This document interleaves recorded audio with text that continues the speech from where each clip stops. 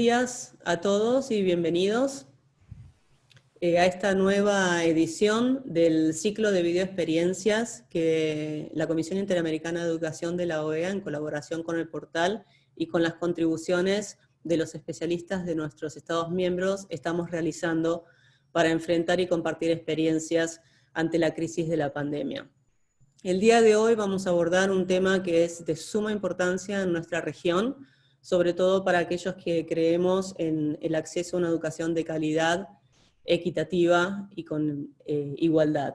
El tema va a ser educación y personas con discapacidad, y para ello contamos con especialistas de 3 países de la región, de Argentina, de Colombia y de Costa Rica, que ahora en breve voy a introducirlos, y creo que tenemos una oportunidad espectacular de aprender muchísimo de estos colegas que han estado trabajando en el área por muchísimos años, que han sumado experiencias, que han sumado cosas que funcionan, cosas que no funcionan, para poder desde allí poder avanzar y realmente generar una educación con inclusión en nuestros países y en la región.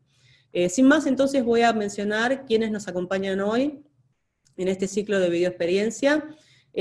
Por parte de Argentina nos acompaña Mónica Graciela Amado, directora de Educación Inclusiva, Educación Especial y Orientación Técnica en la provincia de Río Negro, en Argentina. Mónica es profesora también en la Universidad del Comahue, profesora especializada en educación especial, con su maestría en psicología educacional y especializaciones en gestión de docencia universitaria y sistemas educativos.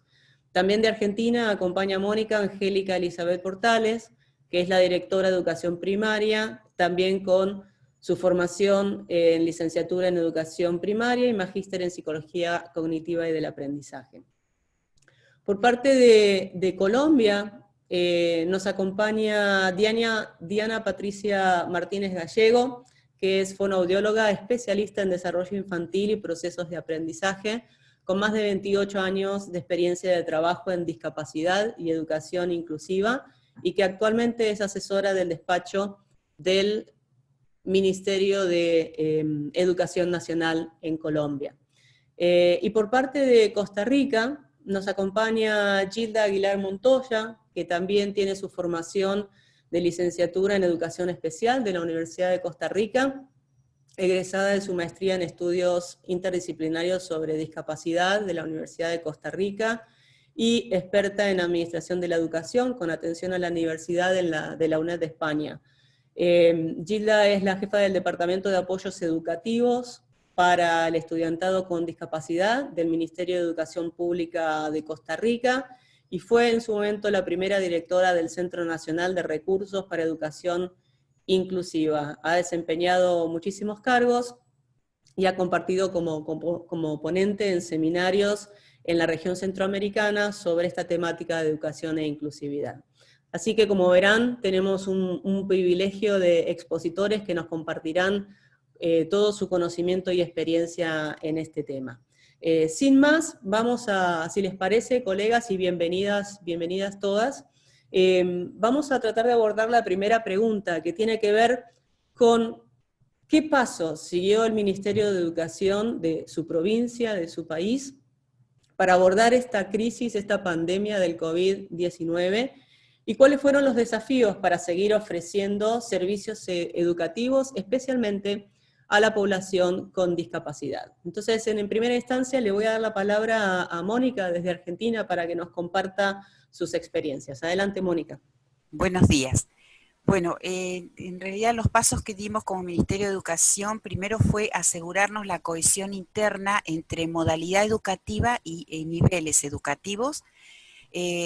Desde la modalidad nos encontrábamos con un cambio de enfoque, donde queríamos enfatizar en el enfoque integral de las trayectorias educativas, y comenzamos a elaborar lineamientos pedagógicos a través de documentos de orientación que llegaran a las escuelas de educación especial. La perspectiva en la que nos parábamos era la ecológica contextual, y que también nos iba a permitir resignificar los roles y funciones de los distintos agentes educativos en esta nueva configuración de realidad que se iba dando en el contexto de pandemia. Uno de los desafíos fue también repensar qué pasaba con la escolarización para ir caminando hacia una visión más integral de educación y poder también introducir conceptos y marcos teóricos que tenían más que ver con la pedagogía social y para poder también recuperar la mirada sobre los contextos de vida de las familias, donde nosotros teníamos que acompañar porque eran los nuevos entornos en los que se iba a impulsar el desarrollo y los aprendizajes de las personas en este tiempo que se nos ha prolongado bastante. Por supuesto que nosotros, por la educación inclusiva que venimos desarrollando desde hace años, este enfoque lo vamos compartiendo con los niveles educativos y en el nivel primario es donde tenemos la mayor cantidad de población con discapacidad, ya incluida en escuelas comunes. De ahí que la dirección de la que formamos parte se llame Educación Inclusiva y Orientación Técnica porque trabaja codo a codo con los niveles para forjar esa educación inclusiva. La búsqueda de recursos y de materiales justamente se hace con los equipos y se van incluyendo los links de orientación en los documentos de apoyo que se van, digamos, brindando a la tarea de los supervisores y de los equipos directivos de las escuelas de educación especial. Que se han convertido en agencias sociales que potencian la comunicación con el entorno social, con los barrios, con los centros comunitarios, con los centros de salud. Es decir, esa particularidad tiene nuestra modalidad, que es de alguna manera la agencia social fundamental para gestionar las vidas de las personas con discapacidad. Gracias, gracias Mónica. Muchas gracias por ese aporte. Le damos entonces en este momento la palabra a Diana desde Colombia. Diana, adelante. Bueno, en Colombia, pues el gobierno nacional inicia la construcción de unos elementos normativos que permitan, en el caso de educación, poder flexibilizar el calendario escolar. En primer lugar, nosotros iniciamos un aislamiento el 24 de marzo y eso supuso el cierre de los establecimientos educativos. Por supuesto, pues este proceso inicia de la mano de las secretarías de educación en todo el país. Colombia cuenta con 96 secretarías de educación a partir de la declaración de la emergencia sanitaria y un trabajo con tanto entidades del gobierno nacional como con organismos de la sociedad civil para empezar a construir y a recoger sobre todo lo que ya teníamos para poder generar unas medidas en términos de orientaciones pedagógicas, de orientaciones a la familia, a los docentes, que permitieran que se pudiera dar el aprendizaje en casa. Y allí pues están también los estudiantes con discapacidad. Es muy importante contarles que en Colombia nosotros hablamos de inclusión y equidad en la educación como un marco general que habla del reconocimiento de la diversidad. Para nosotros todos, los niños, las niñas, los jóvenes, son distintos, tienen estilos y ritmos de aprendizaje diferentes y por supuesto, pues allí también se encuentra la población con discapacidad. También muy importante contarles que desde cada Secretaría de Educación se cuenta con unos recursos económicos cada año girados a estas secretarías de educación desde el gobierno nacional para que se puedan establecer todas las medidas de trabajo con la población con discapacidad. Contamos con recurso humano preparado, docentes de apoyo pedagógico, intérpretes de lengua de señas, modelos lingüísticos, todo un recurso humano que está preparado para dar esta atención. En el caso de la emergencia sanitaria, pues obviamente hemos tenido que volcar todos los esfuerzos y todas esas estrategias para atender el aprendizaje en casa de las personas con discapacidad. Un elemento muy importante ha sido el trabajo con las familias. Más adelante podré mostrarles las orientaciones específicas que se han generado en este tema, pues porque por supuesto acá la familia es fundamental. En el caso del tema de discapacidad, todos los que lo hemos trabajado sabemos que la familia es protagonista de todos estos procesos. Las familias conocen muy bien a sus hijos, conocen muy bien las características de la discapacidad que presentan sus hijos, y en este momento esas familias con ese conocimiento son muy valiosas para seguir logrando ese aprendizaje en casa, esos procesos de desarrollo y de aprendizaje para las personas con discapacidad. Y por supuesto ha habido todo un proceso de preparación también a los docentes, obviamente, vuelvo y repito, recogiendo todo el proceso realizado. Esto no salió de un momento a otro, sino que se trata de recoger todas las estrategias y las herramientas con las cuales contamos en educación.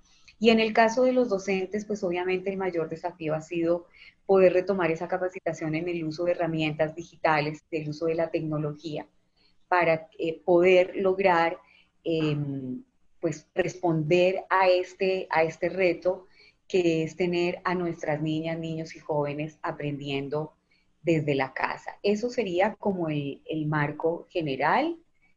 Vuelvo y le repito, ha habido un trabajo muy importante con el Ministerio de Tecnologías de la Información y la Comunicación, con el Ministerio de Salud, que es por supuesto quien nos marca la pauta permanente para todas las medidas que hemos tomado, y flexibilizar el calendario escolar, que ha sido otro reto muy importante porque hemos tenido que hacer unos cambios para poder responder a la pandemia. Gracias, muchísimas gracias, Diana. Muy interesante el abordaje de Colombia.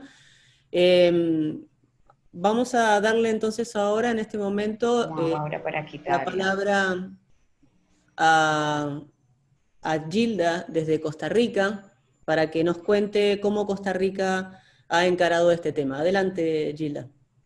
Bueno, en el caso de Costa Rica, fundamentalmente lo que se hizo es poner en marcha el Centro de Operaciones de Emergencia, que está integrado por diferentes instancias gubernamentales, entre ellas el Ministerio de Salud, de Educación, y como un elemento importante, el Consejo de Personas con Discapacidad, formando también parte de ese centro de operaciones. La línea la viene marcando desde el inicio de la emergencia sanitaria, por supuesto, el Ministerio de Salud, y a partir de eso es que el Ministerio de Educación empieza a tomar las primeras medidas. La primera, por supuesto, es el cierre presencial, ¿verdad? Porque los centros educativos no están cerrados. Lo que está pasando es que las personas no están yendo a los centros, pero desde cada uno se sigue operando porque hay que estar en comunicación. El Ministerio de Educación lo primero que hizo fue hacer unas orientaciones para apoyar el proceso educativo a distancia, y el primer paso que se hizo fue hacer un recuento de cuál era la situación de conectividad en cada uno de los centros educativos de las 27 direcciones regionales, ¿verdad? Para poder identificar los escenarios donde nos íbamos a mover, y también empezar a hacer un proceso de capacitación muy rápido, ágil, a todos los docentes del país a través de una plataforma que ya existía, que tenía la posibilidad de usar Teams y otras herramientas.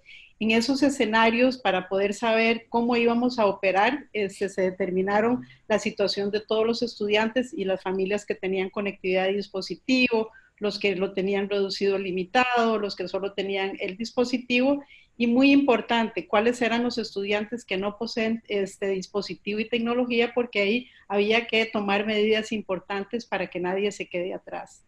Y sabemos, ¿verdad?, que en el caso de la población con discapacidad históricamente ha habido una brecha digital. Y creo que esta pandemia nos ha puesto en evidencia, una vez más, las desigualdades que ha existido con la población con discapacidad. Y lo que ha hecho es emerger precisamente esas desigualdades. Pero si no sabemos qué es lo que está pasando, no podemos tomar medidas y poder seguir actuando. Entonces, se empezó con este documento de orientaciones a definir, y además con el proceso de capacitación a los docentes, ya poder usar, ya de por sí habían muchos recursos digitales que el MEP había venido elaborando y diseñando durante muchos años para poner en la estrategia Aprendo en Casa, ¿verdad? Para que las estudiantes las familias y los docentes, porque aquí es un tema muy importante el acompañamiento a los docentes. Esto es inédito, nadie había vivido una situación como esta. Entonces, por supuesto que las familias son muy importantes, pero ese vínculo van a ser los docentes. Requieren de capacitación y acompañamiento. Entonces, este documento de orientaciones nos llevaba hacia esa oportunidad. Y a partir de eso, entonces, ¿cuáles eran las estrategias de acompañamiento dependiendo de cada uno de esos escenarios? Cómo se iban, entonces se definieron espacios para clases sincrónicas, asincrónicas, esa plataforma digital que permitía la conectividad, el establecimiento de redes de apoyo, ¿verdad? Que permitieran que los docentes pudieran comunicarse entre ellos, pero también con las familias. Y además entender, y creo que en eso fue enfática la ministra de Educación, no es llevar la escuela a la casa.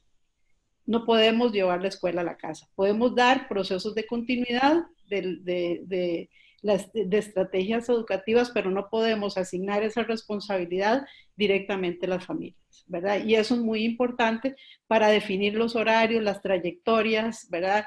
Estamos hablando de familias que tienen 3 o 4 hijos en la escuela, no podríamos conectarnos todos simultáneamente. Esto ha puesto en evidencia también la situación de las mujeres en América Latina, ¿verdad? En términos de la recarga de funciones y de trabajo. Y entonces muy importante esto. O sea, establecer el vínculo, el tema más importante fue establecer vínculo entre los centros educativos y las familias, pero no pretender que la escuela estaba en la casa, ¿verdad? Eso creo que ha sido muy importante para evitar que las familias también estén saturadas y los docentes también. Eso creo que sigue siendo un desafío, ¿verdad? Que vamos a tener que ir mejorando en el proceso durante esta trayectoria. Y además poder utilizar todos los recursos que ya el ministerio tenía y que tal vez mucha gente no sabía que estaban y ponerlos en marcha y en funcionamiento. Y el que los docentes tuvieran, a pesar de que hacía tiempo, tenían la opción de usar tecnología, algunos no la estaban usando. Y esto ha sido un impulso para usarla, también los administradores. Eso creo que es una oportunidad, de alguna manera. Muchísimas gracias.